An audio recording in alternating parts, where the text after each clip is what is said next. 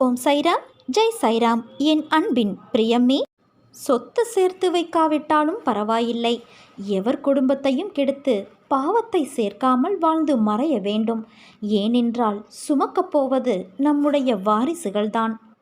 எவ்வளவு தோல்விகளை நீ சந்தித்தாயோ அவை அனைத்தையும் ஜெயிக்கப் போகிறாய். நான் உனது நிழலாக கூடவே வருவேன். துன்பம் வந்த போதும் கூட என் மீது நம்பிக்கை குறைவுபடாமல் இருந்தால் அவர்களுக்கு என் உதவி கண்டிப்பாக கிடைக்கும். உன் கர்மத்தை உனக்கு பதில் நான் சுமக்கின்றேன். உன் செயல்களில் உன்னை விட நானே முன்னால் நிற்பேன். நீ விழிப்புணர்வு இன்றி இருந்தாலும் நான் மிகவும் விழிப்போடு உன்னை முன்னின்று நடத்தி வைக்கிறேன். என் அனுகிரகத்தால் இப்பிறவியில் நீ என்னை ஆராதிக்கின்றாய், என்னை வணங்குகிறாய். அப்படி என்னை வணங்கும் நேரம் உனக்கு கிடைத்ததே ஒரு யோகம். உன்னை பற்றி உனக்கு எதிராக யாராவது பேசினால் சற்றும் கலங்காது சென்றுவிடு.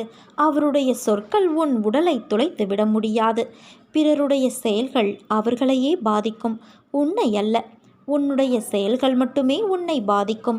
என்னுடைய கதைகள், உபதேசங்கள் இவைகளை கேட்போருக்கு நான் பணிவிடை செய்வேன்.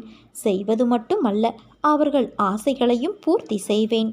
என் குணநலன்களை, என் மகிமைகளை, என் லீலைகளை எப்போதும் நினைப்பவர்கள் தாமரை மலர் மீது வண்டு மொய்ப்பது போல அவர்கள் என்னிடம் இருந்தே பக்தியை வளர்த்து கொண்டே இருப்பார்கள்.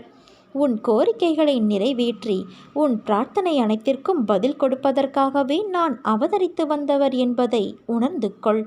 என்னிடம் அடைக்கலம் புகுவோர் இப்பிறவியில் எதை குறித்தும் கஷ்டமே படமாட்டார்கள். இப்போது நீ கவலையற்று இரு என் குழந்தையே. என்னுடைய பக்தர்களை எக்கணமும் அச்சுறுத்துகின்ற ஆபத்துக்களின் கோரப்பற்களிலிருந்து நான் வெளியே இழுத்து விடுவேன். என் குழந்தை கோழை அல்ல. எத்தனை கஷ்டங்கள் வந்தாலும் தாங்கி நின்று கடந்து செல்லும் தைரியம் உனக்கு இருக்கிறது. யார் உன்னோடு இருந்தாலும் இல்லாமல் போனாலும் உனக்கு துணையாக நீ வணங்கும் தெய்வம் நான் இருப்பேன். என்னிடம் முழு மனதோடு கேள். என்னிடம் உள்ள அனைத்தையும் நான் உனக்கு தருவேன். ஒவ்வொரு நிலையை நினைத்தும் நீ எதற்கு வேதனைப்படுகிறாய்? இப்படி வேதனை மேல் வேதனைப்பட்டு எதை சாதிக்கப் போகிறாய்? வெளியே வா, அப்போது என் ஆசி உனக்கு கிடைக்கும். வெறும் வாய் வார்த்தைகளால் நான் இதை சொல்லவில்லை. நான் உன்னோடு இருக்கும்போது உன் கவலைகளை என் பாதத்தில் வை. அதன் பிறகு நடப்பதை பார். உன்னை படைத்தது நான். நம்பிக்கையும் பொறுமையும் கொண்டு காத்திரு. உன் கர்ம பலன்கள் முடிந்துவிட்டது. எப்போது நீ என்னை நினைவில் நிறுத்தி கொண்டு பூஜை செய்தாயோ அப்போதே உன்னுடைய கர்ம பலன்கள் பொடி பொடியாகிவிட்டன. எனது காலடியில் நீ யார் என்பதை நீ அறிந்து கொள்வதற்கு நான் வைக்கும் பரீட்சைதான் நீ படும் வேதனை. உண்மையில் ஒருபோதும் நான் பணத்தை விரும்பியது இல்லை. விரும்பவும் என் பிள்ளைகளை நான் அனுமதிக்கவில்லை. என் பிள்ளைகளை அதன் பிடியில் விழவும் நான் அனுமதிக்க மாட்டேன். ஆனால் உனக்கு அது தேவைப்படும் காலகட்டத்தில் அது உன்னை தேடி வரும். யாருக்கும் இல்லை என்று சொல்லாதே.